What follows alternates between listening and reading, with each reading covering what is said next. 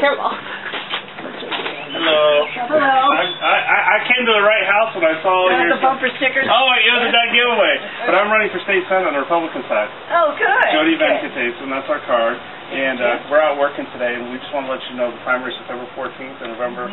Yep. We need you. I tell you. We want to go up against Jim Roby in the fall. So.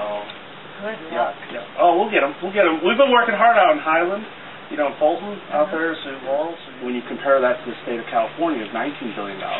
We've got 1/2 of the entire deficit of California right now looming right over our heads. And then with a 10% unemployment rate, no job creation, and right now they spend all the money on unemployment, food stamps, and now they're going and begging for more money, you know, at the state level, and they have to create jobs, and we've got to reduce this. We'd love to have you. That'd be great.